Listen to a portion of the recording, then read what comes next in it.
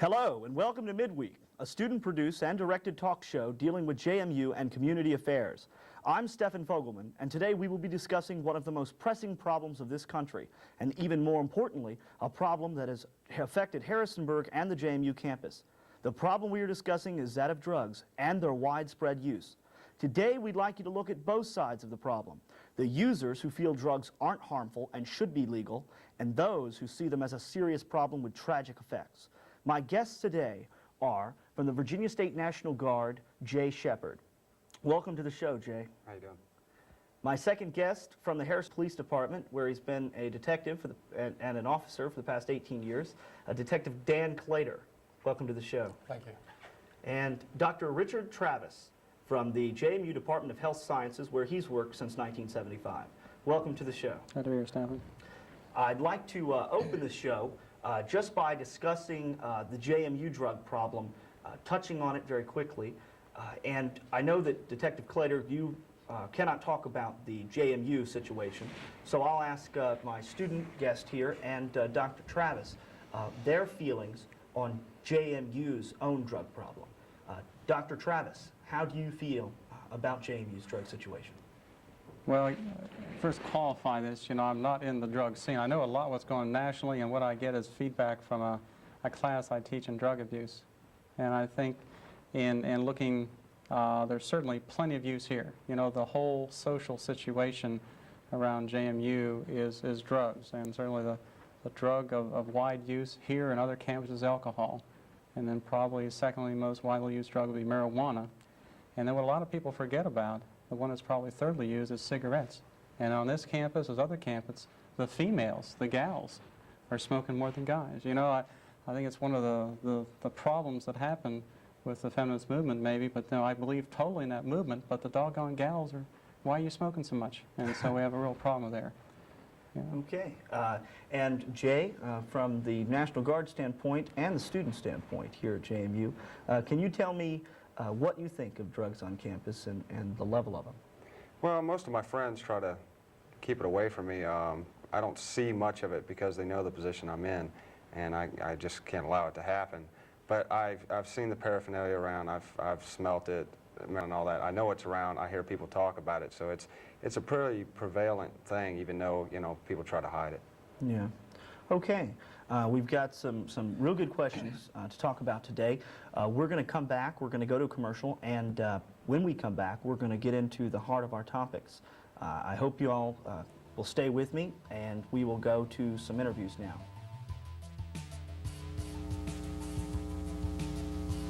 I don't see JMU and Harrisonburg as a really drug-using community myself. I don't think it's a big enough part of this area to be any part of the problem as a whole. I see the use, but I don't see any real problem like we're having nationally, like in the streets of D.C. That's where I think the problem is, basically.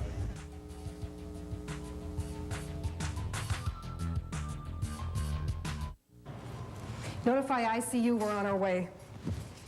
This is one of the few places where drugs belong on the job. In anesthesia, they serve a useful purpose. Each year, too many people end up here because of drug-related accidents in the workplace. And using cocaine or popping pills creates a dangerous combination with anesthesia. I know. I'm a nurse anesthetist. Anesthesia doesn't work with street drugs. Remember, drugs don't work on the job. Lightning. Each year it claims about 100 lives. When thunderclouds move in, take cover. Stay away from tall, isolated trees. Don't stand out in the open. Don't stay on open water. Lightning is predictable. When you see towering thunderheads, darkening skies, or increasing wind, look out.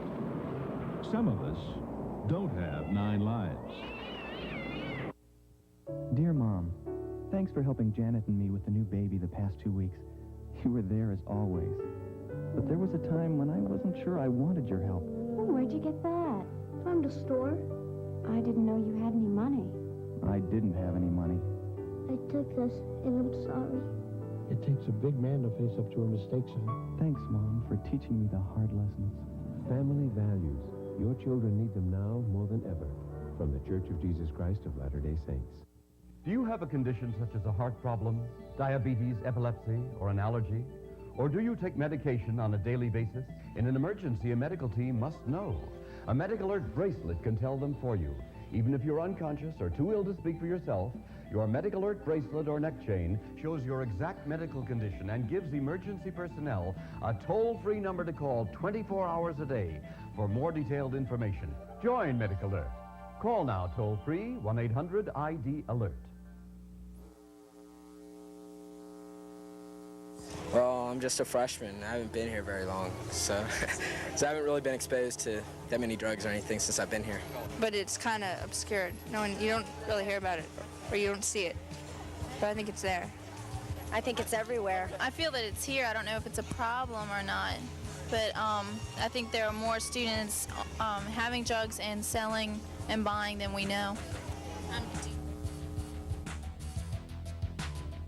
Our discussion on the drug problem here at JMU and in this nation. This is Midweek, and I'm going to get some deeper knowledge on the idea of the negative effects that drugs has on the body and the brain, and I'll start doing that with Dr. Dick Travis. Dr. Travis, if you could just give us a synopsis on the effects of drugs. Mm-hmm. I think most people in drug use have something we refer to as denial. The thing is that it'll never hurt me, and every drug has that potential, and you can talk about the some drugs have potential what's called physical addiction, where the body actually depends on it. If they don't have it, they go through withdrawal symptoms, convulsions, even common death in somebody, even the drug alcohol or things called barbiturates. There's also an area called psychological addiction, and this is where somebody just has a craving to do it. I mean, there's something you and I do every day. We may do something early in the morning, you know, if we don't do that, we don't feel comfortable. Well, that can be with a drug too, and it can be just as demanding. Cocaine has a potential for strong psychological addiction, for example, and maybe some research now for a physical addiction. It's a little different. And if you listen to stories from Cocaine Hotline, you know, their life is ruled by that drug. Mm-hmm. And it's the potential with any drug that's psychoactive, a drug that makes us feel good about ourselves. They all have that potential, some for physical addiction and psychological addiction, some psychological addiction. Okay.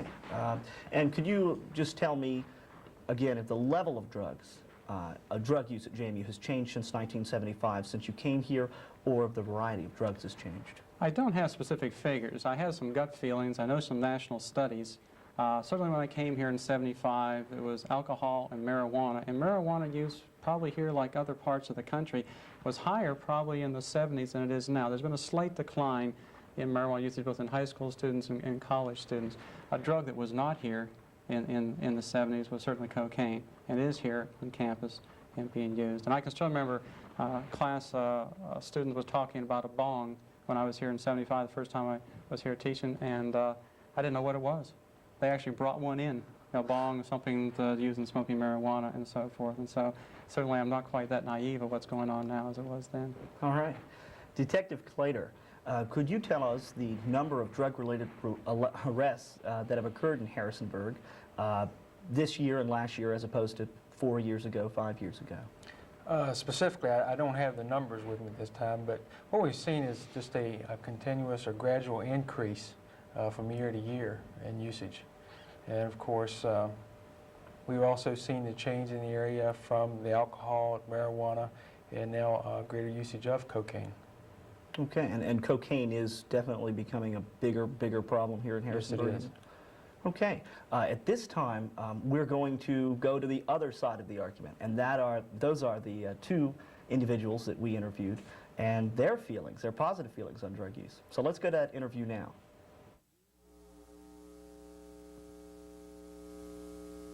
Do you feel that it's very easy or hard to find drugs on JMU's campus?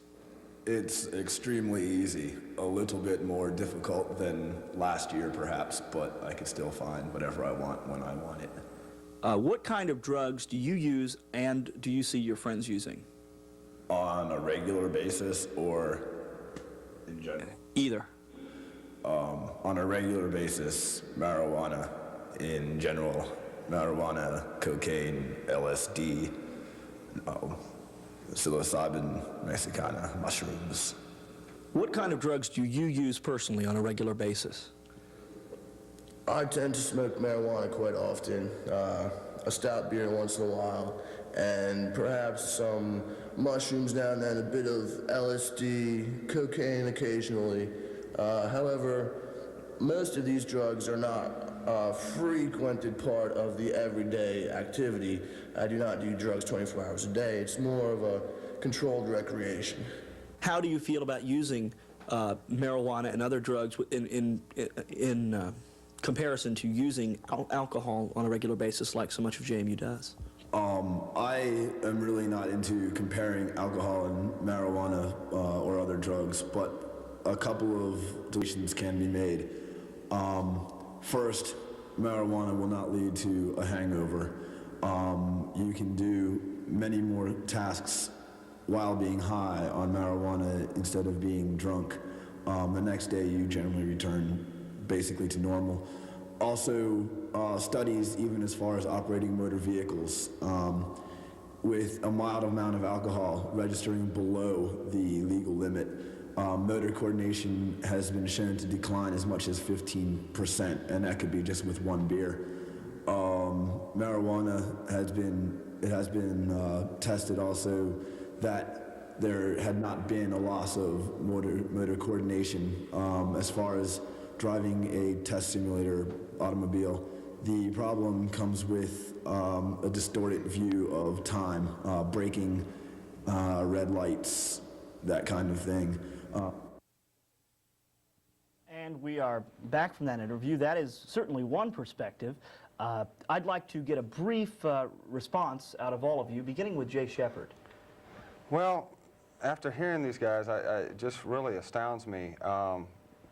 When you look at how the government responds to situations, as things get worse and worse, they use more and more resources. We've now had the Congress give $500 million to the National Guard to help fight drug abuse. We're doing that in lending our equipment to the police, such as helicopters and night vision devices. We're helping them search ships and trucks on I-81 and 95. And it's basically coming down to the fact that this war on drugs is going to end up being a war on drugs. Eventually, if we don't stop it here, it may end up that guys like me are down fighting Colombians with weapons they purchased through guys like this money. Okay, well then let's add to this question on your response, and let's ask the question, do you feel that these people, social users or so-called casual users, are they responsible for the drug problem in this country? And we'll continue with Detective Clater. Absolutely. Each and every user contributes to the overall problem. Each user helps to create a market for the drugs. And by creating a market, indirectly they contribute to criminal activities such as the distribution of the drug, manufacture, it just goes on and on. Okay, and Dr. Travis? You know, in many ways, our society gives permission for using drugs. Right. And a question that you can ask somebody is, what have drugs really ever done positively for you? The person that gets heavy into drugs, they're really not. Just so I got a comment on one of the comments here on marijuana research. There is research on the driving task where they put people in simulators that actually move. And this has shown definitely that marijuana is adversely affecting. He talked about the spatial relation. It does affect the driving task, and the problem is you got kids using alcohol and marijuana together. So you got to watch what your information is. But I think the big point is our society says, go ahead and use that. And the people that use it heavily really don't like it. Addicts don't really like it. You know, they're really hurting. They're hurting people. And everybody has that potential. They're the best testimony then for the argument against drugs. You guys realize that not everybody gets into the addicted stage, but everybody who uses drugs, you, I, anybody uses a psychoactive drug, we all have that potential. It's this great denial, this great invincibility everybody thinks they have. It's not going to happen to me, but it does happen. And they do get addicted. People feel they're on top of it, or is that No addict ever thought they were going to be addicted. No addict ever thought they were going to be addicted. Okay. And this is so hard in getting people into treatment because they deny they have a problem in the first place. Well, we're going to go ahead and see some more opinions on this issue. We're going to go ahead and do that now, and then I want a response from this one too. President Bush recently has put into